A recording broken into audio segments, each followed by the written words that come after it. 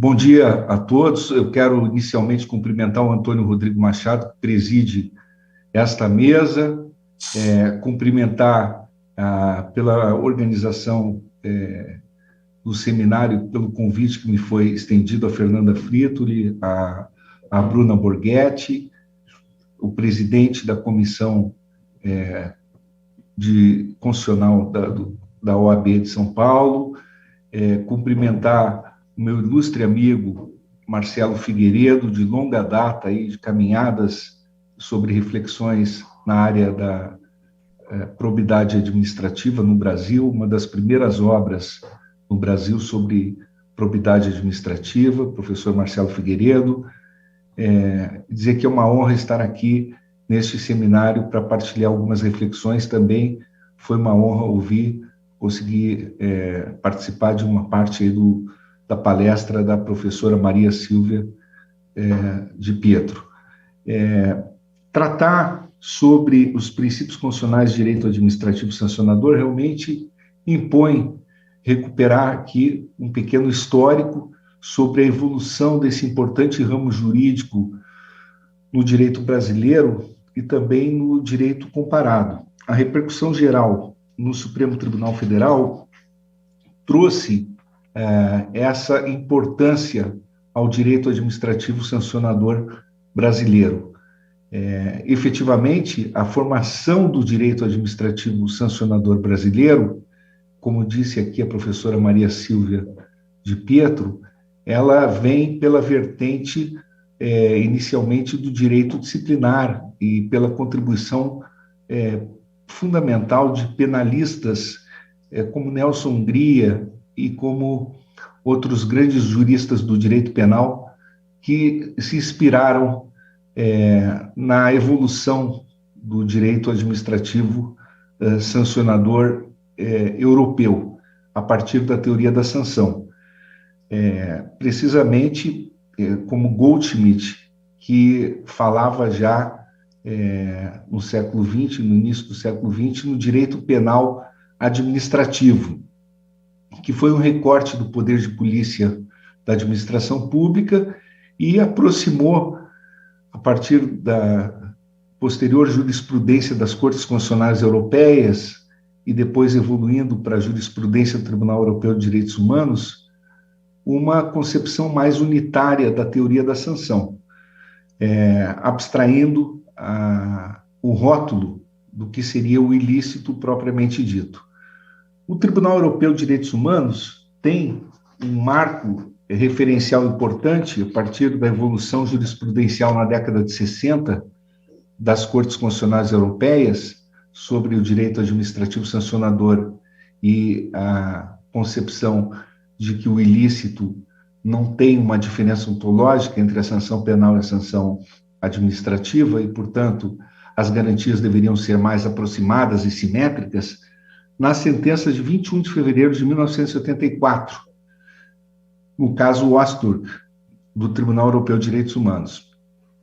E, a partir daí, vários julgados nessa mesma direção, ou seja, a necessária aplicação simétrica dos princípios penais ao direito administrativo sancionador, independentemente do rótulo do que seria o ilícito. Se o ilícito é administrativo, mas tem consequências gravosas e impacto em determinados direitos fundamentais, deveriam ser aplicados princípios nominalmente penais a esse ramo jurídico, de modo que esse ramo jurídico passou a ser tratado de forma apartada do direito administrativo propriamente dito, para ser conceituado como direito administrativo sancionador, e não mais também um direito penal administrativo, mas um direito administrativo sancionador, com princípios próprios, autônomos, porém com tratamento simétrico em relação ao direito penal, aos princípios e regras do direito penal.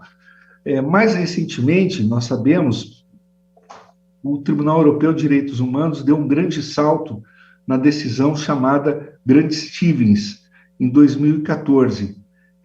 Esse caso, Grant-Stevens, ele dá um salto no tratamento do princípio do non bis in idem. Por quê? E é um caso citado paradigmaticamente também em jurisprudência do Supremo Tribunal Federal. tendo em vista que ele reforma uma decisão da justiça italiana que aplicou uma sanção penal a um determinado sujeito ativo, mas que já havia anteriormente sido aplicada uma sanção administrativa que se considerou suficiente em termos de impacto aos direitos fundamentais, e se aplicou o princípio do non bis in idem a partir da suficiência da própria sanção administrativa, ou seja, a sanção administrativa esgotou a proporcionalidade para a resposta estatal naquele caso concreto. E aí se aplicou o princípio do non bis in idem para aquela matéria. Então, esse caso foi considerado paradigmático, uma reviravolta, digamos assim, no Tribunal Europeu de Direitos Humanos, e norteou justamente uma nova orientação também no Supremo Tribunal Federal em matéria de improbidade administrativa em reclamação julgada pelo ministro Gilmar Mendes, como todos sabemos aqui no Brasil, e que pode também sofrer um influxo na repercussão geral 1199, a ser julgada no plenário do Supremo Tribunal Federal, repercussão geral da relatoria do ministro Alexandre de Moraes. Portanto, o que temos aí a salientar na evolução desta matéria no Brasil? Primeiramente, como que o direito administrativo sancionador foi alargado para o campo da improbidade administrativa? Ora, é importante dizer que o direito administrativo sancionador na Europa, de um modo geral, e também no direito anglo-saxão, ele se aplica no campo mais da administração pública. O direito administrativo sancionador, ele nasceu, como dizia Oswaldo Aranha Bandeira de Mello, para regular as atividades da administração pública, um direito estatutário, como diria Eduardo Garcia de Enterria, um direito adjetivo. Oswaldo Aranha Bandeira de Mello contrapunha o direito administrativo ao direito judiciário. Então, no caso, debaixo do direito administrativo estão os conteúdos tratados pela administração pública com outros ramos jurídicos. Porém, como nós abordamos conceitualmente o direito administrativo, isso foi em nossa tese de doutorado também, visualizando a evolução do direito administrativo como um todo e também a perspectiva da constitucionalização do direito administrativo, à luz do princípio democrático e à luz do direito brasileiro, foi na direção de um direito administrativo com duas dimensões. O direito administrativo constitucionalizado pela vertente material, substancial, e pela vertente processual. Então, o direito administrativo tem, sim, o seu caráter adjetivo, como regulatório, como disciplinador da atividade da administração pública, mas, por outro lado, existem bens jurídicos, existem determinados valores que são constitucionalizados e que dizem respeito não à atividade propriamente dita da administração pública, necessariamente, mas que são, como é o caso do direito à função pública, como é o caso de determinados deveres públicos, que são tratados primariamente pelo direito administrativo, como é o caso da teoria da probidade administrativa. E nessa hipótese, muitas vezes, as competências para aplicar ou para tutelar esses bens jurídicos não são otorgadas diretamente para a administração pública, mas sim para o judiciário. No entanto, é o próprio direito administrativo, o ramo jurídico eleito para disciplinar essas matérias. Foi o que aconteceu, e nós identificamos isso em 1999, num artigo publicado na Revista de Administração Pública Espanhola, que a Lei 8.429 de 92 tinha natureza jurídica de direito administrativo, e era direito administrativo sancionador. Nós identificamos isso. E é importante o jurista, quando ele traça o histórico de um instituto, ou seja, como que o direito administrativo sancionador apareceu no Brasil para tutelar a improbidade administrativa. Isso não veio do nada. Isso foi fruto de uma evolução doutrinária e foi fruto de uma evolução jurisprudencial sob o influxo doutrinário. Nós escrevemos esse artigo em 1999, sustentando que a natureza jurídica da improbidade administrativa era de direito administrativo sancionador. E explicamos que isso se dava também em função de um novo conceito de sanção administrativa no direito brasileiro. Por quê? Porque, no caso, se o direito administrativo sancionador preside a lei de improbidade administrativa, é porque compete ao Poder Judiciário aplicar sanções de direito administrativo, porque é o direito administrativo sancionador que está em jogo. Então, compete ao Poder Judiciário aplicar sanções aos atos de improbidade administrativa. E que sanções serão essas? Sanções de direito administrativo, sanções administrativas. E, portanto, muda o paradigma conceitual da sanção administrativa no direito brasileiro. Então, temos que revisar os manuais de direito administrativo no Brasil. Diogo de Figueiredo Moreira Neto, saudoso professor Diogo, aderiu ao nosso conceito. Muitos outros cursos, muitos outros juristas concordam com esse conceito. Agora, as pessoas muitas vezes falam sobre, com naturalidade, a aderência da lei e da jurisprudência aos princípios constitucionais do direito administrativo sancionador no regime jurídico da improbidade administrativa, sem rever o conceito de sanção administrativa no direito brasileiro. Isso é importante em termos de revisão conceitual. Pois bem, a partir desse artigo e depois, posteriormente, na obra monográfica, que foi a primeira no Brasil, sobre direito administrativo sancionador,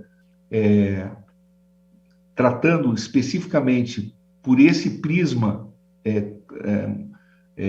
nominal no país, a matéria, em 2000, nós reafirmamos esse conceito e do regime jurídico da improbidade sob essa categoria conceitual, e, posteriormente, no STJ, inúmeros julgados começaram a definir efetivamente a perspectiva do enquadramento do regime jurídico do direito administrativo sancionador no âmbito da improbidade administrativa. Essa jurisprudência se tornou praticamente pacífica no STJ. No Supremo Tribunal Federal, efetivamente, os julgados também começaram a aparecer nessa mesma direção, ou seja, reconhecendo o regime jurídico do direito administrativo sancionador para a improbidade. Mas o que efetivamente fez o reconhecimento à luz do princípio democrático foi o legislador, porque ao sancionar a Lei 14.230, que deu nova redação aos dispositivos da 8429/92, se agasalhou expressamente no artigo 1º, parágrafo 4º da Lei de Improbidade, o regime jurídico dos princípios constitucionais do direito administrativo sancionador. Isso, claro, respaldando já orientação jurisprudencial do Supremo Tribunal Federal e do Superior Tribunal de Justiça, mas com força alicerçada no princípio democrático. E o que são esses princípios constitucionais, como veio aqui já referenciado também pela professora Maria Silvia de Pietro, mas principalmente pela doutrina remansosa, desde longa data, dos penalistas e do direito comparado. O que é essa doutrina que reconhece os princípios constitucionais do direito administrativo sancionador, que influencia o direito brasileiro e que traz à baila essa jurisprudência do Tribunal Europeu de Direitos Humanos, das Cortes Constitucionais Europeias, como referência de direito comparado a inspirar a nossa jurisprudência brasileira? Bom, princípios da legalidade, da tipicidade, da interdição à arbitrariedade dos poderes públicos, da individualização da pena, do devido processo legal formal e material, da retroatividade da norma mais benigna, que é um princípio constitucional também inerente a esse devido processo legal material, substancial, porque ele impõe o tratamento igualitário e a segurança jurídica. Justamente é um princípio que diz respeito à dignidade da pessoa humana. Evidentemente que está em discussão, precisamente no Supremo Tribunal Federal, a retroatividade ou não das normas mais benignas em matéria de improbidade. E, como foi referido aqui, no direito disciplinar brasileiro, houve sempre muito debate sobre essa retroatividade, a depender do segmento, porque o direito disciplinar brasileiro é muito fragmentado. Não se tem, assim, uma unidade do direito administrativo sancionador brasileiro nos múltiplos e quase infinitos segmentos em que incide esse direito disciplinar no Brasil. São tantos municípios, são tantos nichos de direito disciplinar que não se tem uma uniformidade de tratamento. Mas tem-se notícia, por exemplo, de agências como a CVM, que aplica o princípio da retroatividade pelo menos desde 1998, das normas mais benignas. E claro que se pode ter uma pesquisa estatística, talvez, mais abrangente em municípios e vários outros segmentos para ter uma percepção mais alargada sobre a incidência desse princípio. Por outro lado, no caso da lei de improbidade administrativa e a diferença entre as relações de sujeição geral e de sujeição especial, para pegarmos aí uma diferenciação que se faz no âmbito do direito administrativo sancionador, especialmente na esfera do direito disciplinar, essas relações hierárquicas tendem a reduzir um pouco mais as garantias constitucionais, podem ser qualificadas como, às vezes, relações de sujeição especial. No caso, as relações de sujeição geral, como é o caso da pretensão punitiva no âmbito da improbidade administrativa, também exposta ao direito administrativo sancionador, as garantias constitucionais são mais alargadas, são mais intensas. Então, com muito maior razão aqui, nós estamos tratando de retroatividade da norma administrativa mais favorável. A aproximação com as normas, princípios e regras de direito penal é mais intensa. Também aqui uma outra ponderação sobre a variação das garantias diz respeito à natureza da norma que deve retroagir. Se se trata de direito transitório, se se trata de normas completivas em termos de normas sancionadoras em branco ou não. No caso, na espécie, nós sempre qualificamos as normas de improbidade administrativa como espécies de normas sancionadoras em branco. Mas a transformação que houve, promovida pelo legislador, foi no âmbito das normas matriz, e não no campo das normas completivas, e, portanto, atingiu normas dotadas de estabilidade, que afetam direitos fundamentais também. A impositiva retroatividade se dá, portanto, porque essa variação não afetou normas de direito transitório. Mesmo no âmbito do direito penal, quando a transformação afeta normas completivas dotadas de estabilidade, deve ocorrer a retroatividade. Não ocorre a retroatividade apenas e tão somente quando a transformação afeta normas de direito transitório. Isso também ocorre no âmbito do direito regulatório, que muitas vezes é composto por normas de direito transitório em face das características e peculiaridades dessa ramificação do direito. De modo que eu não tenho dúvida que o Supremo Tribunal Federal deverá, sim, julgar procedente, no caso, a repercussão geral, para reconhecer aí, à luz do processo do direito comparado e do universo civilizatório em que se insere o Brasil, de defesa de direitos humanos, de defesa de direitos fundamentais, à luz do que está hoje o Brasil inserido no comércio mundial, no mundo globalizado, do que são os paradigmas do Tribunal Europeu de Direitos Humanos, e não apenas do Tribunal Europeu de Direitos Humanos, mas também do que é a orientação hoje da Suprema Corte Americana, do direito do devido processo legal formal e substancial que aplica a Suprema Corte Americana para as agências que nos Estados Unidos, ou mesmo no direito inglês, os quangos, aplicam em termos de devido processo legal substancial e interdição à arbitrariedade dos poderes públicos no âmbito do direito administrativo sancionador.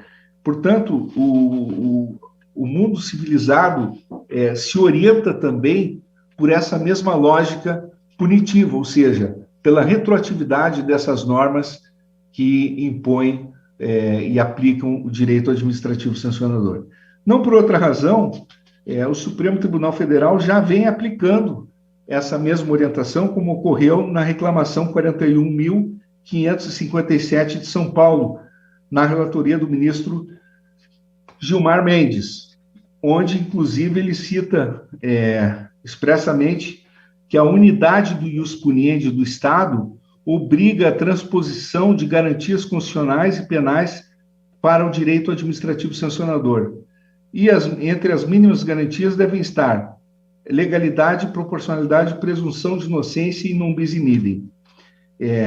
E o STJ, como foi referido aqui anteriormente na exposição da professora Maria Silvia, tem inúmeros julgados. Ela citou da Regina Helena, mas Teori Zavascki, Luiz Fux, que foram pioneiros nessa matéria, Mauro Campbell, Félix Fischer, enfim, os ministros do STJ todos consagraram precisamente a aplicação do regime jurídico do direito administrativo sancionador para o campo da improbidade administrativa. De modo que, em linhas gerais, esses princípios constitucionais, para resumir aqui as minhas breves reflexões, já incidem no âmbito da improbidade administrativa, à luz da jurisprudência dos tribunais brasileiros. Hoje a doutrina basicamente converge nessa mesma direção no Brasil, se desenvolveu muito, esse ramo jurídico ganhou e vem ganhando autonomia científica. Eu recordo que a primeira cátedra no Brasil nós fundamos em 2004, que chamava precisamente Princípios de Direito Administrativo Sancionador. Fundamos nos cursos de mestrado e doutorado da Universidade Federal do Rio Grande do Sul, e hoje percebemos que já há várias cátedras aí espalhadas nas universidades brasileiras. Já se fundou, inclusive, um Instituto Brasileiro de Direito Administrativo Sancionador, presidido pelo querido Roberto Pimenta, procurador regional da República em São Paulo, instituto do qual nós fazemos parte com muito orgulho. E a evolução, portanto, do direito administrativo sancionador no Brasil tem sido de uma velocidade impressionante. E com essa evolução, efetivamente, a defesa dos direitos fundamentais, dos direitos humanos, se propaga também em velocidade idêntica. Com essas reflexões, eu encerro aqui minha participação, agradecendo novamente o Antônio Rodrigo Machado, as professoras Fernanda Fritoli e Bruno Borghetti, e ansioso por ouvir as reflexões do meu querido amigo Marcelo Figueiredo. Muito obrigado. Professor Fábio Medina, sempre um alento ouvi-lo e renovo o agradecimento pela palestra, pela sua presença aqui e também por toda uma vida dedicada à academia, uma vida toda dedicada às ideias do direito administrativo sancionador, sempre exercendo esse papel de protagonista. Professor Marcelo Figueiredo, consegue me ouvir? Ouço muito bem. Bom dia. Professor Marcelo Figueiredo, pelo prazo da organização de 20 minutos, concedo a palavra a Vossa Excelência, agradecendo mais uma vez pela honra de tê-lo aqui em nosso evento. Professor, eu é que agradeço, doutor Antônio Machado, um prazer estar aqui na OAB, casa de todos nós, aqui em São Paulo. Cumprimento a Vossa Excelência como presidente dessa mesa, cumprimento o meu querido amigo Fábio Medina Osório, amigo de longa data, de vários movimentos aí, de vários movimentos acadêmicos, políticos, no bom sentido. Ao longo da nossa vida aí, dividimos muitas apreensões doutrinárias, políticas, etc. É uma referência para mim, o professor Fábio Medina Osório, e é uma honra poder compartilhar essa mesa nessa manhã com ele. Cumprimento a doutora Fernanda Fritoli, a doutora Bruna Borghetti, o presidente da OAB, da Comissão de Direito Constitucional, todos os presentes nesta manhã. Agradeço muito o convite e muito me honra poder falar sobre as alterações da lei da improbidade. Eu cheguei um pouquinho mais cedo também e tive a oportunidade de ouvir a professora Maria Silvia, sempre lúcida a professora Maria Silvia, sobre algumas das novidades da lei. É inevitável que nessa fase de nova lei haja uma certa superposição de discursos, por assim dizer, ou de posições, até que a lei tome a sua interpretação mais consolidada. Nós estamos num momento de uma nova lei e é natural que hajam todas essas dúvidas que a professora Maria Silvia muito bem expôs. O que eu fiz? Quando a professora Fernanda me convidou, eu primeiro procurei fazer uma lista das principais alterações da lei para depois falar propriamente dos princípios do direito administrativo sancionador. Como o professor Fábio Medina Osório, que é o maior especialista nessa matéria, acaba de falar, eu vou inverter. Eu também, então, vou dar a minha impressão geral da lei para depois falar um pouquinho sobre essa questão que já foi excelentemente exposta pelo professor Fábio. Bom, em primeiro lugar, eu acho que a nova lei de improbidade veio melhorar a antiga lei. A minha impressão sobre a nova lei é muito positiva.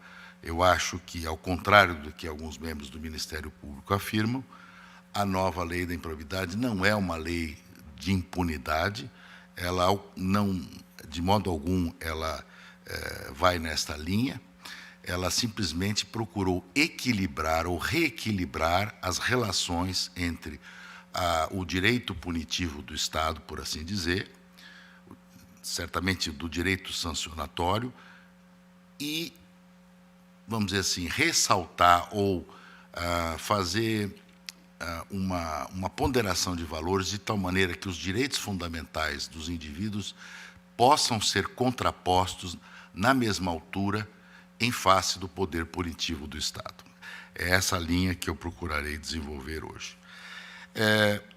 Bem, é inevitável dizer que a grande alteração da lei diz respeito às condutas dolosas tipificadas nos artigos 9º, 10º e 11º, e agora esta lei os atos de improbidade só podem ocorrer a partir de condutas dolosas, não é? E aí com o dolo específico previsto no parágrafo 2º da lei. Também me parece essa uma positiva alteração do legislador. Digamos que o que configura a improbidade não alterou-se muito a lei.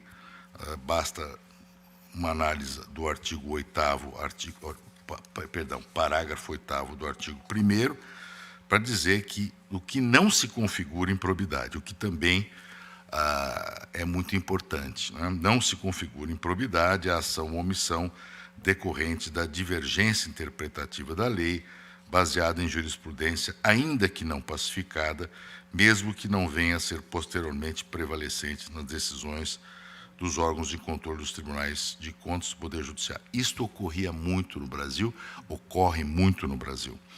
Eu tenho decisões divergentes, sobretudo jurisprudenciais, mas também administrativas, e com base, às vezes, numa interpretação isolada, a promoção de uma ação civil pública contra uma determinada autoridade que tem todo um custo, vamos dizer assim, não só econômico, mas político, jurídico, contratar o seu advogado, etc., para se defender de uma interpretação. Então, me parece muito positiva essa inserção do parágrafo 8º no artigo 1º.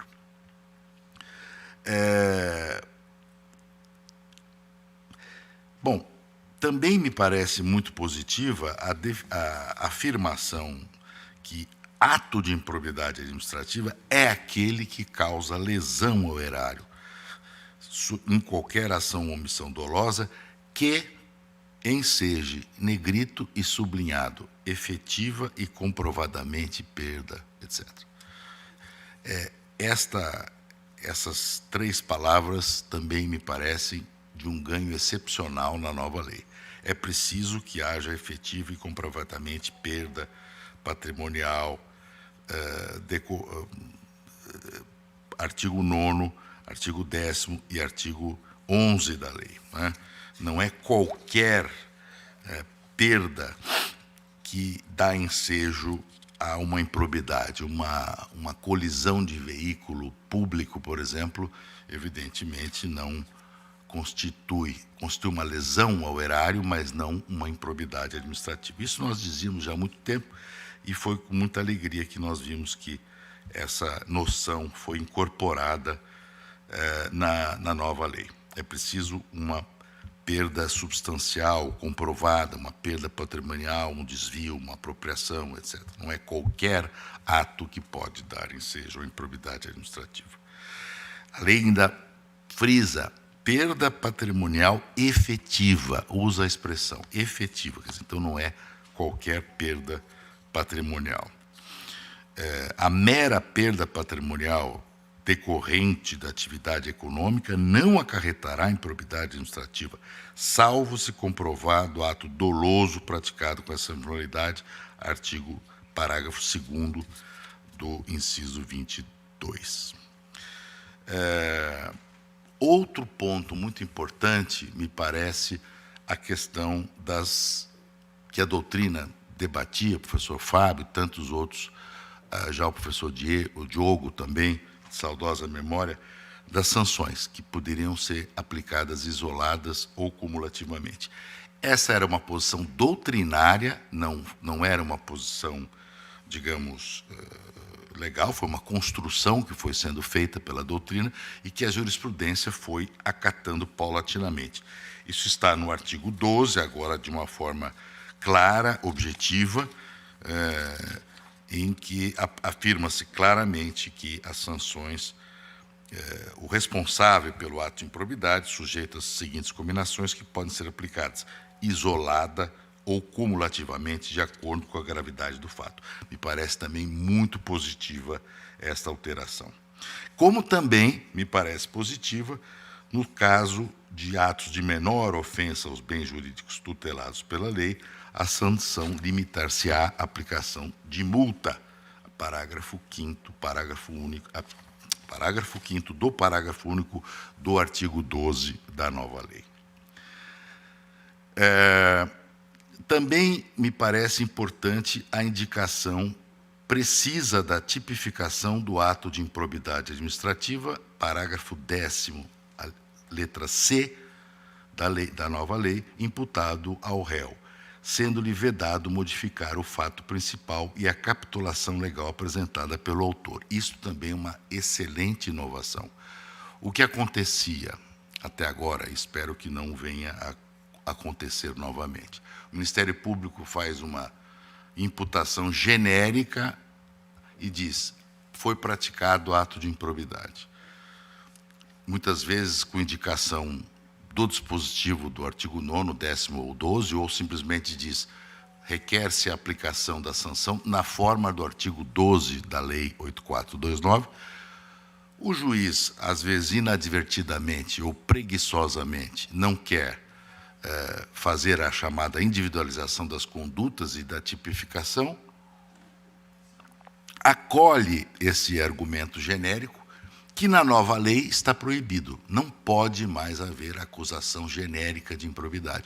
Eu preciso saber qual foi a conduta tida por ímproba, imputar a conduta de uma forma precisa, o pedido precisa ser específico e a condenação não pode divergir do que foi colocado no pedido inicial. Me parece isto muito importante, porque acaba com a farra da modificação, de tipificação ou de criação de tipos diferentes ao longo da instrução da improbidade, o que não é raro acontecer.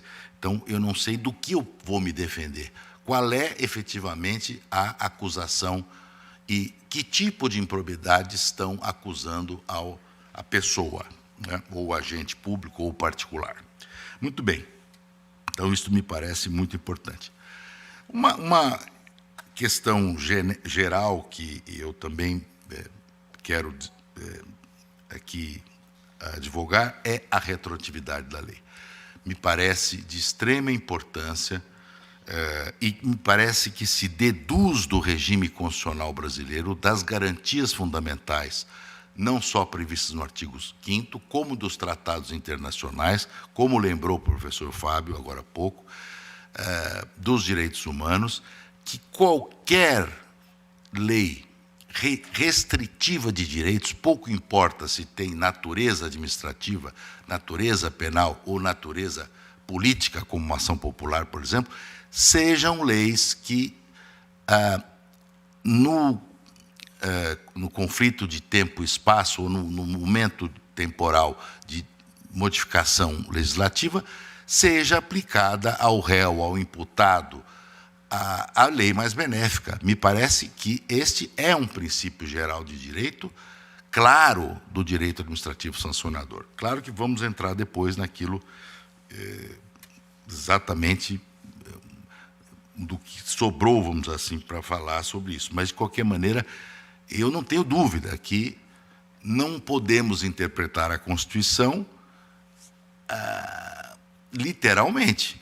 Não é porque a Constituição diz, nos artigos 5º, incisos 40, 46,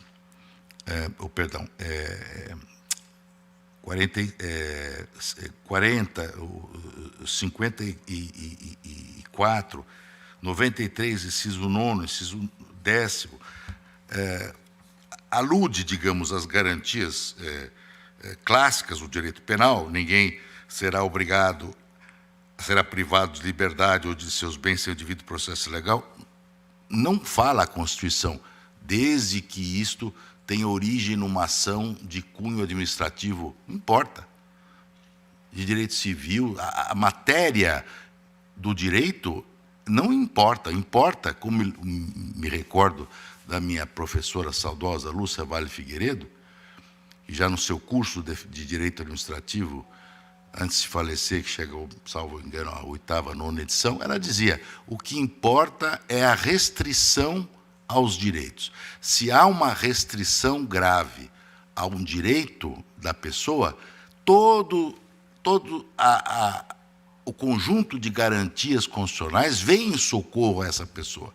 Não importa a matéria. Eu não posso cortar com uma faca o que é direito penal, o que é direito administrativo, como bem lembrou o professor Fábio Medina Osório. Não, por quê? Porque o que vale efetivamente é a noção ontológica de sanção. E a sanção administrativa é uma modalidade de sanção que tem, vamos dizer, um tratamento doutrinário no direito penal muito mais elaborado, porque é um direito, como diz a professora Maria Silvia, muito mais antigo. Então, é natural que os princípios, que a metodologia, que a interpretação que os penalistas nos oferecem a respeito dessa matéria sejam utilizados também para o direito administrativo sancionador. Então, eu lembro, quer dizer, o artigo 5º dá esses exemplos aos litigantes em processo judicial ou administrativo. Não fala processo judicial penal, processo judicial... Não importa. Né? Serão garantidos o contraditório, ampla defesa, com os meios e recursos a ela inerentes. Tudo bem, e vai por aí, eu não vou ler o artigo 5º inteiro. As normas definidoras dos direitos e garantias fundamentais têm aplicação imediata. Os direitos previstos nessa Constituição não excluem outros decorrentes dos tratados, do regime, etc, etc. Enfim, e o artigo 93, inciso 9º, que é sempre lembrado, dizendo que todas as decisões do Poder Judiciário serão públicas e motivadas, inclusive as administrativas. Então, é evidente que tudo indica, ou tudo conspira a favor da retroatividade da lei, em todos os sentidos. Tudo aquilo que beneficiar o acusado deve ser a ele atribuído. Quer dizer, essa é a ideia geral. Muito bem.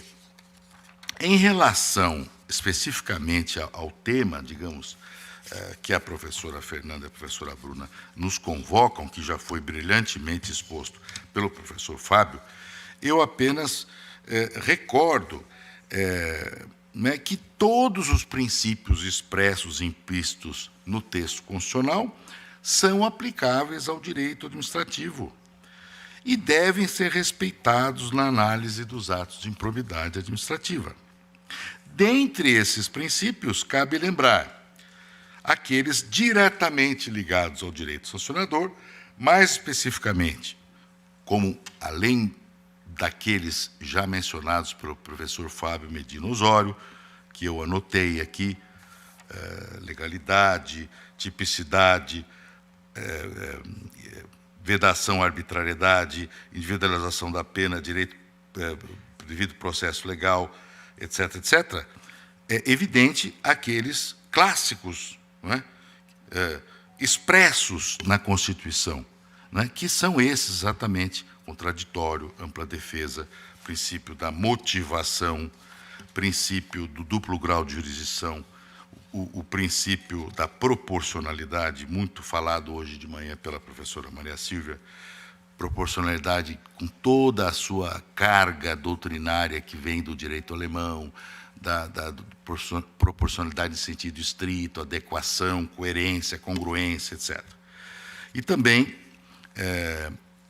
não fosse um princípio geral de direito, também lembramos o próprio Decreto-Lei 4.657, de 21, a nova LINDB também, digamos, impulsiona nessa linha de interpretação garantística, fundamentalmente garantística. O princípio da motivação, que hoje eu diria que é uma necessidade absoluta, não é? Não só das decisões judiciais, mas das decisões administrativas. Quer dizer, o Código de Processo Civil entrou em minúcias do que deve ser a motivação, não é, para o juiz, portanto, também no processo administrativo e, portanto, também no direito administrativo sancionador.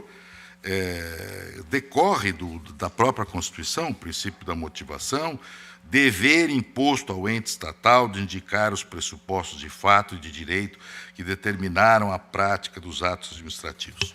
Artigo 50 da Lei 9784/99, claramente, os atos administrativos deverão ser motivados com indicação dos fatos e dos fundamentos jurídicos. Parágrafo 1º do artigo 50 da mesma lei, a motivação deve ser explícita, clara e congruente, podendo consistir em declaração de concordância com os fundamentos de anteriores pareceres, informações, decisões ou propostas, etc. Bom, e aqui há N coisas para falar, mas não há tempo. Por exemplo, prova emprestada. Por exemplo, prova produzida não na ação de improbidade administrativa, mas em outra ação, no inquérito, por exemplo. Até que ponto eu posso utilizar essa prova na ação de improbidade? Será que todo e qualquer elemento de prova produzido fora da ação é válido? Talvez não. Talvez não. Se a parte não tiver condição de impugnar tecnicamente essa prova, se ela não participar, pode ser que essa prova não seja válida. Muito bem. Me parece que os meus 20 minutos já se foram. Eu quero apenas lembrar ainda a questão da modulação de efeitos, que é um princípio necessário, um balanço entre a mitigação dos ônus e das perdas dos administrados ou da administração pública, que sejam anormais ou excessivos, em função das peculiaridades do caso. Ou seja, a modulação de efeitos tem a finalidade de evitar a restrição indevida a direitos e quebra da segurança jurídica. Então, também me parece muito importante a modulação de efeitos e a proibição do bis in idem, que será uma revolução na nova lei de improbidade. Podem ter certeza disso, porque aquilo que a professora Maria Silva falou é verdade. O mesmo fato dá origem a 4 ações, e muitas vezes há, não bis in idem, mas há 3 sanções para o mesmo fato, 4 sanções. Isso é um absurdo, isso tem que acabar no Brasil. Quer dizer, eu faço um TAC, eu recolho milhões para a administração pública e sou condenado em improbidade, não em multa, sou condenado a ressarcir o quê, se eu já estou ressarcindo no TAC?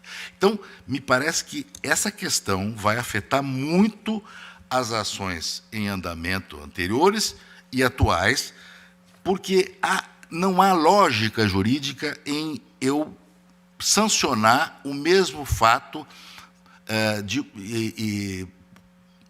a partir não de multa, mas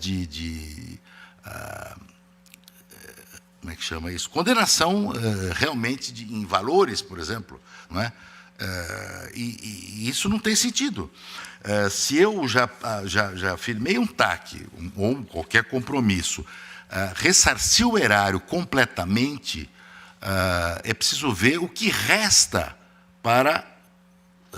como sanção no ato de improbidade. Eu não posso ressarcir o erário 2 vezes, 3 vezes. Não é? Muito bem, mas meu tempo acabou e eu agradeço muito o convite. Muito obrigado. Obrigado, professor Marcelo Figueiredo. Professor, ainda retomando esse último ponto que o senhor nos apresenta, o artigo 21 da Lei de Improbidade, em seu parágrafo 4º, ele traz um tema que é exatamente, eu uso a mesma palavra que o senhor acabou de usar, revolucionário, porque ele vai dizer que todas as possibilidades, todas as hipóteses de absolvição do artigo 386 do Código de Processo Penal vão comunicar com a ação de improbidade administrativa. Então, a partir de agora, um indivíduo que responda pelo mesmo conjunto fático, uma ação de improbidade e uma ação penal por crime contra a administração pública, por exemplo, e ele for absolvido por insuficiência de provas, inexistência de provas, a ação de improbidade não poderá sequer tramitar.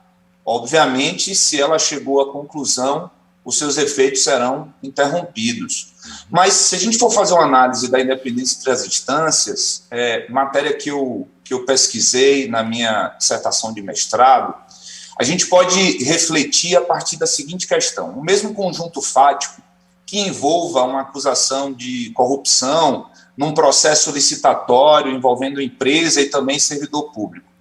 Nós podemos ter aí uma ação penal contra o empresário e o servidor público, em que serão aplicadas sanções, perda do cargo, pena de multa e também a pena de prisão. Na ação de improbidade, servidor e empresário vão ter suspensão dos direitos políticos, perda do cargo, proibição de licitar e contratar, multa, além de ressarcimento do dano. O servidor vai responder também um processo administrativo disciplinar com uma sanção que pode ser a sanção de demissão. A empresa poderá receber também, além de todas as questões dos seus diretores, a empresa poderá ser punida com a publicação extraordinária de que praticou um ato lesivo contra a administração pública com base na lei anticorrupção, pode ter uma multa de até 20% do faturamento bruto do exercício financeiro anterior. Essa empresa pode entrar no Cadastro Nacional de Empresas Punidas, Cadastro Nacional de Empresas Inidôneas, isso tudo ainda com base na lei anticorrupção, e na fase judicial ainda pode ter a suspensão das suas atividades, ou chegar até mesmo à pena de morte. Isso no caso da empresa, com base na lei anticorrupção. A nova lei de licitações, ainda no mesmo instrumento processo administrativo de responsabilização, vai dizer que essa empresa poderá ter uma multa de até 30% do objeto contratual, ali em debate no processo licitatório, mais uma sanção de multa. Então, nós já temos multa da ação de improbidade, multa da legislação penal, multa da lei anticorrupção, multa da nova lei de licitações e, por óbvio, que se a gente estiver falando de uma infração no âmbito da União, nós vamos ter ainda a aplicação de multa e responsabilização do Tribunal de Contas da União. Eu acho que eu citei aqui pelo menos uns 7 processos, a depender da situação, nós podemos ter também a movimentação do CAD. Então, a multiplicidade sancionatória do Estado é algo que chama muito a atenção. Então, eu considero super relevante esse último ponto da sua apresentação, porque o artigo 21, parágrafo 4º da nova lei de improbidade, quer dizer, da lei de improbidade reformada, ele é verdadeiramente revolucionário e eu acho que a academia tem um papel muito grande a refletir nesse aspecto. Eu vou fazer aqui uma primeira pergunta ao professor Fábio Medina Osório. Professor, eu li hoje pela manhã, enviado inclusive por Vossa Excelência, um artigo que o senhor publicou no Jota sobre o julgamento, a repercussão geral no Supremo, que trata do tema da retroatividade. E o senhor traz um ponto bastante relevante. Seria possível que o senhor explicasse para a gente o objeto do seu artigo e a razão da escrita? Acho que é algo que me chamou bastante atenção. Obrigado, professor. Na verdade, nós estamos refletindo sobre a repercussão geral, tema 1199, em que houve ali um erro material na citação da nossa doutrina, quando foi admitida a repercussão geral, e o relator referiu que nós sustentávamos a irretroatividade das normas mais benéficas da lei de improbidade administrativa, das normas de direito administrativo sancionador. Nós buscamos esclarecer, já num parecer lançado pelo Instituto Brasiliense de Direito Administrativo, também no parecer pelo Conselho Federal da OAB, mas achamos prudente também escrever esse artigo, que desde a primeira edição da nossa obra, em 2000, nós, efetivamente, eu sempre fiz a distinção do direito administrativo sancionador e do direito penal, dizendo que não há identidade absoluta entre esses ramos jurídicos, até porque os princípios do direito penal se aplicam ao direito administrativo sancionador com matizes. No caso da retroatividade, há algumas diferenciações importantes. Em primeiro lugar, o legislador pode estabelecer, em matéria de direito administrativo, a irretroatividade, o que ele não pode estabelecer em matéria de direito penal. E quando é que ele pode estabelecer a irretroatividade? Quando se trata de direitos disponíveis, ou seja, quando não se trata de direitos fundamentais. Essa é uma diferença que nós, pelo menos, entendemos relevante. Então, quando se trata de direitos disponíveis, o legislador pode estabelecer, em matéria de direito administrativo sancionador, a irretroatividade. No caso da lei de improbidade administrativa, o legislador não estabeleceu a irretroatividade. Então, em matéria de direito administrativo sancionador, nós entendemos que, diferentemente do direito penal, o princípio democrático tem mais força, tem mais intensidade do que no direito penal. Então, veja, mesmo o princípio da legalidade, por exemplo, tem diferença em relação ao direito administrativo sancionador e o direito penal. Uma medida provisória pode estabelecer infrações e sanções no direito administrativo sancionador. Já no direito penal não pode, porque é uma competência de legislador federal. também no direito administrativo sancionador não tem essa competência privativa do legislador federal. O legislador municipal pode criar normas de direito administrativo sancionador, legislador estadual, o legislador federal tem a competência privativa no direito penal. Então, tem várias diferenças, por isso nós sustentamos que não há uma identidade absoluta entre o direito penal e o direito administrativo sancionador, inclusive em matéria de retroatividade. Agora, é verdade que no caso da retroatividade da norma mais benigna, há muitas semelhanças. Então, ambos os casos, ambos os ramos jurídicos são afetados pela retroatividade da norma mais benigna, especialmente quando haja impacto nos direitos fundamentais, porque nos dois casos há uma derivação do princípio da dignidade da pessoa humana, no princípio do devido processo legal substancial e, no caso, ambos derivam também da Constituição Federal e de tratados internacionais. Pode haver uma pequena mitigação envolvendo direitos disponíveis e no campo do princípio democrático, mas é só aí. No que diz respeito ao papel do direito transitório, é a mesma espécie de protagonismo. No direito penal também o direito transitório permite a retroatividade das normas. O campo dos crimes da economia popular, em que há normas sancionadoras em branco, as normas completivas permitem a irretroatividade. Quando há supressão de normas completivas de direito transitório, também há irretroatividade. Mesma situação se aplica no direito administrativo sancionador. Então, o que nós buscamos esclarecer com esse artigo justamente foi a posição sobre a retroatividade das normas atinentes ao campo da improbidade administrativa. Obrigado, professor Fábio Medina. Professor Marcelo, nós tivemos, inclusive, na palestra da professora Maria Silva Zanardi Pietro, ela traz essa questão sobre a necessidade da retroatividade mais benéfica estar explícita na lei.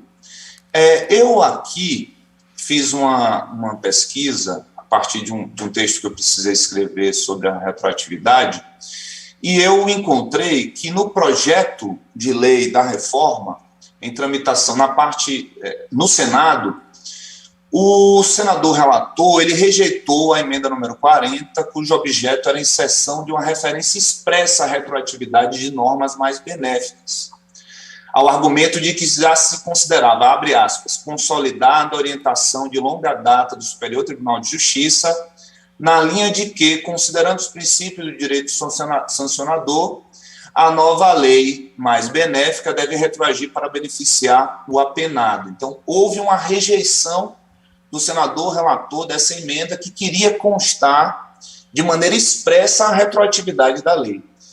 O senhor entende que o fato da lei se referir apenas aos princípios constitucionais do direito sancionador é suficiente para a aplicação da retroatividade mais benéfica, somando também ao questionamento aqui já as palavras apresentadas pelo professor Fábio Medina, ou da forma como está o princípio constitucional se aplica diretamente?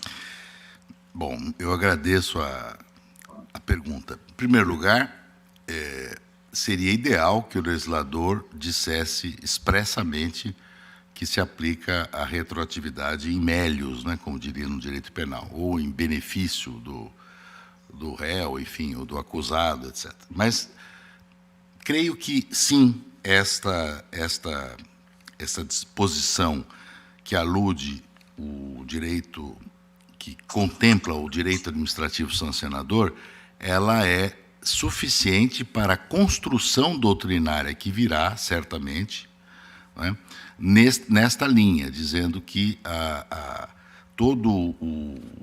vamos dizer assim, se eu tenho de um lado o direito acusatório do Estado, né, o jus puniendi, seja do direito penal, do direito administrativo sancionador, e de outros direitos fundamentais, o bloco de direitos fundamentais que protege o indivíduo, a retroação ou a retroatividade da lei nada mais é do que um exemplo de uma forma de tratar os indivíduos de uma forma mais proporcional, mais razoável, menos, vamos dizer assim, rígida, né? Menos arbitrária. Então, eu acho que decorre do regime constitucional a retroatividade da norma, inclusive em relação a esta lei de improbidade, que, como sabemos, é uma lei severa, né? Tanto a 8429 como a lei, a nova lei, né? Ademais, nós não devemos lembrar também, me permita responder à questão anterior, eu acho que é preciso recordar também o inciso 5º do artigo 17C, que fala o seguinte, que na aplicação das sanções, podem ser aplicadas isolado cumulativamente, mas há um dispositivo que diz que o juiz deve considerar na aplicação das sanções a dosimetria das sanções relativas ao mesmo fato já aplicadas ao agente. Ou seja, a lei, de alguma maneira, também introduziu aqui a possibilidade do judiciário considerar as sanções que já foram aplicadas em outras instâncias, né? Ainda que isso não seja dito de uma forma muito clara, mas considerar as sanções relativas ao mesmo fato significa aplicadas em outras instâncias que não na ação de improbidade.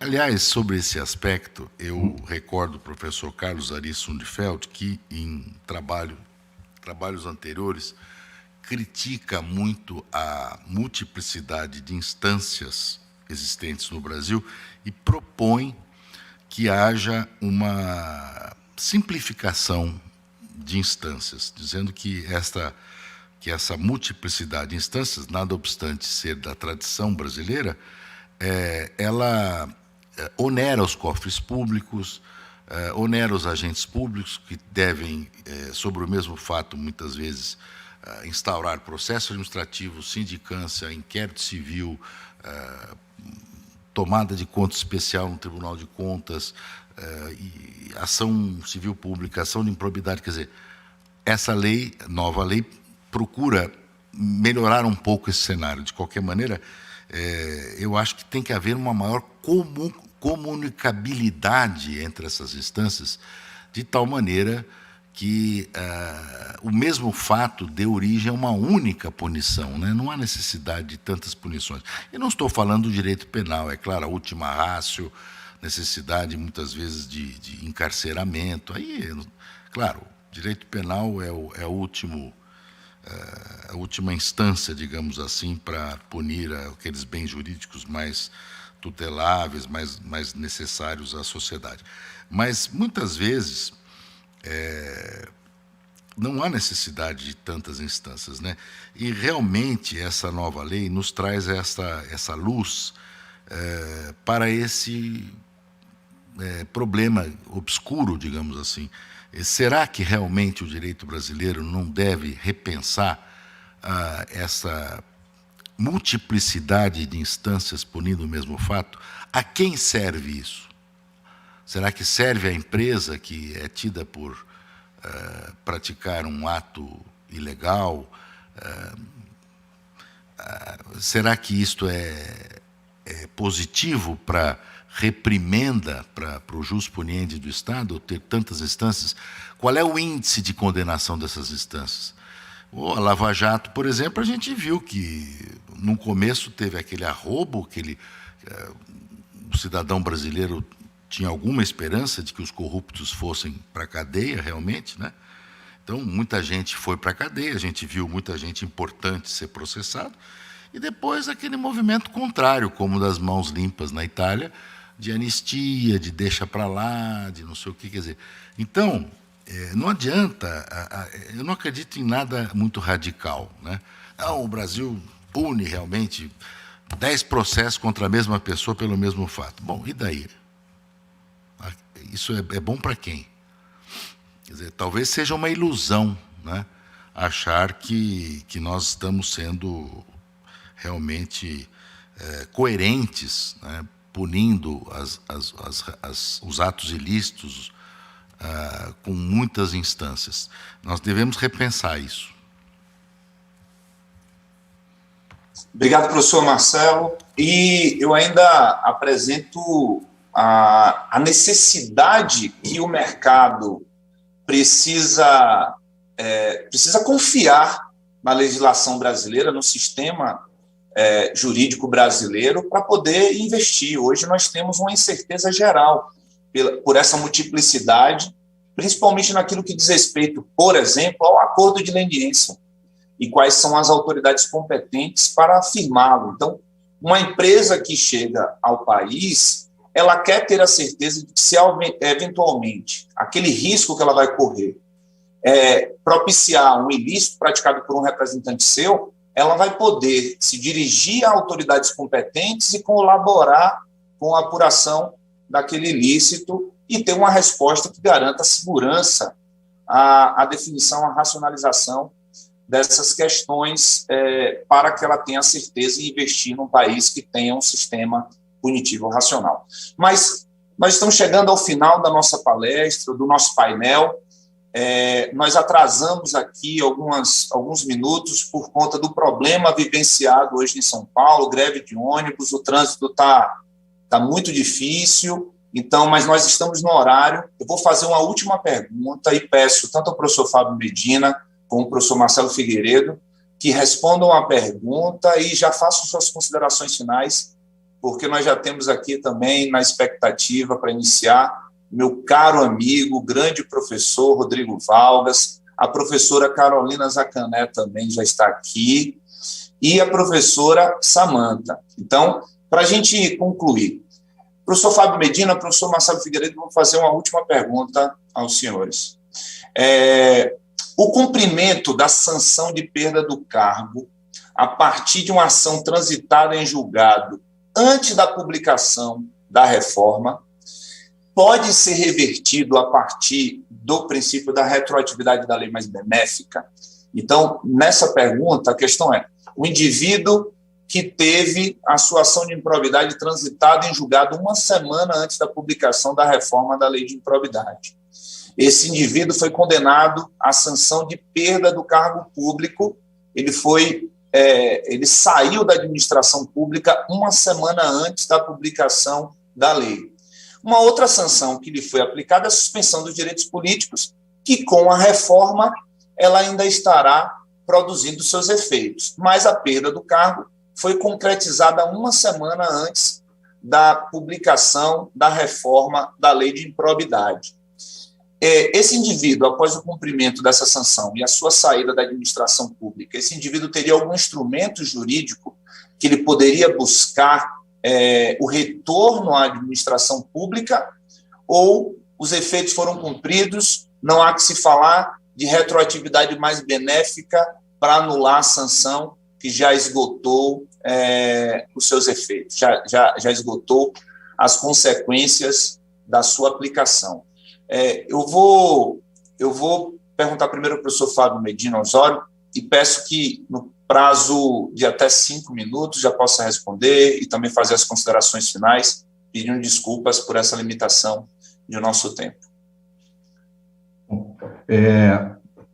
A pergunta depende aí de uma reflexão um pouco mais profunda, que eu acho que não comportaria, digamos assim, neste espaço, mas eu desde logo adianto as duas linhas de raciocínio possíveis para a busca de uma resposta. Primeiro, se nós optarmos por uma analogia com o direito processual penal, a lei de improbidade administrativa aqui, com o direito penal e o direito processual penal, para alinharmos com o Instituto da Revisão Penal e não com a ação rescisória, certamente essa condenação transitada em julgado poderia trazer à baila toda a referência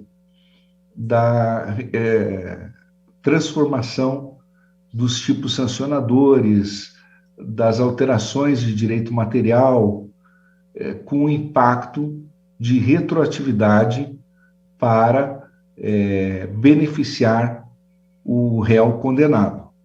Aí o instituto que serviria como paradigma não seria propriamente a ação rescisória, que é um instituto que se aplicaria aí o dispositivo da lei de improbidade que remete ao Código de Processo Civil, mas sim o dispositivo que remete aos princípios constitucionais do direito administrativo sancionador, que no âmbito material remeteria à revisão criminal, que é o Instituto de Direito Processual Penal, mas que traria à baila princípios e regras de direito penal para socorrer o réu, no caso concreto. Outra linha de raciocínio serviria com um parâmetro diverso, qual seja, na linha de que estaremos trabalhando mais coerentemente com o direito processual civil, ou seja, com a ação rescisória. E a ação rescisória não permite, nessa hipótese, a desconstituição da coisa julgada por alteração de norma promovida pelo legislador. Como é a situação no caso concreto, ficaria obstaculizada pelo instrumento mais estreito da ação rescisória, com remissão aí ao dispositivo da Lei de Improbidade Administrativa, que trata justamente da referência à aplicabilidade das normas e princípios do Código de Processo Civil.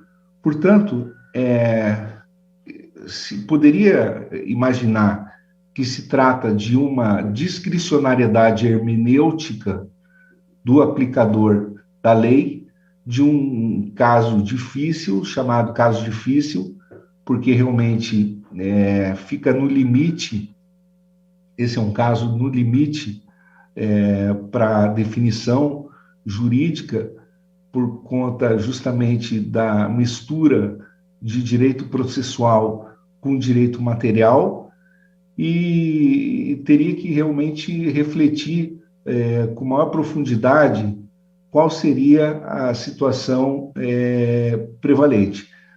Eu tendo a pensar, num primeiro momento, que, à luz do princípio da segurança jurídica e da estabilidade e da maior proximidade, no caso do direito administrativo sancionador com o direito penal, que essa retroatividade das normas mais benignas tendem a trazer esse estreitamento do direito administrativo sancionador com o direito penal, trazendo à baila também essa instrumentalização, acho que houve um ruído aí.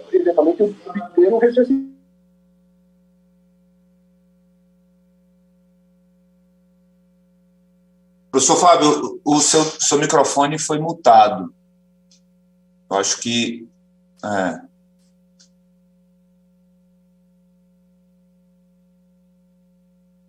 Alguém da organização, por favor. Deu. Certo. Mas acho que alguém da organização mutou meu microfone. Bom, só para finalizar, então, a minha reflexão, sinceramente, eu penso que a reflexão mais correta seria no sentido, então, de aproximar e promover o estreitamento maior com o direito penal, no caso, do direito administrativo sancionador com o direito penal, para possibilitar o transplante da revisão criminal por analogia e alargar o instrumento, digamos, da rescisória com analogia com a revisão criminal, para viabilizar, digamos assim, a desconstrução dessas condenações acobertadas por trânsito julgado. Por quê? Porque a plenitude da retroatividade, a priori, ela tem que ser implementada com força máxima no âmbito do direito administrativo sancionador. Penso eu que essa seria a solução mais adequada para o campo da improbidade administrativa, para salvaguardar a segurança jurídica, a dignidade da pessoa humana e os direitos fundamentais em jogo. Embora essa solução, como eu disse, não é de fácil equacionamento. Sim. Obrigado, professor Fábio. Professor Marcelo? Olha, eu acompanho o relator. Não, é sério. Eu também, estudando a matéria, antes de vir para cá, eu dei uma olhadinha enfim, nos livros do professor Fábio, enfim, no conceito de direito administrativo sancionador do professor Diogo de Figueiredo Moreira Neto, enfim. E também acho que aqui surgirão maiores aprofundamentos doutrinários a partir dessas obras, certamente, porque nós temos aqui um problema jurídico, né? Nós temos, como diz a professora Maria Silvia, a remissão ao Código de Processo Civil, na lei nova de improbidade, e temos toda essa necessária aproximação com o direito penal hermenêutico, digamos assim, com a técnica do direito penal. Pegue, por exemplo, a questão da prescrição. A nova lei trata da prescrição, mas não diz, por exemplo, como é que eu trato, como é que eu conto o prazo da prescrição. Não existe um dispositivo que diga como é que eu calculo essa prescrição. Tem que ir para o direito penal, para saber o que é crime instantâneo, crime continuado, enfim, para fazer uma aproximação com o caso da improbidade, porque senão eu não consigo calcular a prescrição de 4 anos, como é que suspende, como é que interrompe, etc. E não é o processo civil que vai me dar essa resposta, é o processo penal. Porque não há esses conceitos no processo civil. Então, eu tendo a concordar com o professor Fábio, eu estava pensando, como advogado dessa pessoa, enfim, eu pensaria numa ação revisional, mas assim, vamos dizer, criativa, uma ação revisional fora dos escaninhos do direito penal para poder anular essa condenação. Agora, confesso também que não seria nada fácil convencer o Poder Judiciário, aquele que já perdeu um cargo público, retornar pela tese da lei mais benéfica, que, digamos, deixa de tipificar aquela conduta como apta a perder o cargo. Aí acho que digamos, todo o sentido de justiça viria a favor da procedência da ação, né? Mas eu acho que realmente concordo com o professor Fábio que o juiz terá que suar um pouco a camisa para reverter esta pessoa ao cargo público. Obrigado, professor Marcelo. Obrigado, professor Fábio. Eu acho que nesse caso, nessa questão específica aí, entra um aspecto que a pena já foi executada, já foi cumprida. No caso da pena de prisão, não teria como voltar ao passado e devolver a liberdade ao apenado, no caso da revisão criminal nesse sentido. Nesse caso da perda do cargo público, há uma possibilidade de voltar ao passado e devolver o cargo. Então, eu acho que o ponto da retroatividade mais benéfica vai ter que analisar se a pena exaurida ela pode ser revista ou não. E tem mais ainda, um outro ponto, qual o limite temporal disso? Alguém que foi condenado por ofensa aos princípios da administração pública ou uma condenação por improbidade culposa há 4 anos, há 3 anos, há 7 anos, essa pessoa seria beneficiada? São questões que eu coloco aqui, mas não vou mais me alongar. Agradecer imensamente o professor Fábio Medina Osório, professor Marcelo Figueiredo, e já devolvo a palavra ao cerimonial a Natália, para que a próxima mesa possa ser instalada. Obrigado, professores. Obrigado à organização do evento. Obrigado. Foi uma honra participar do painel.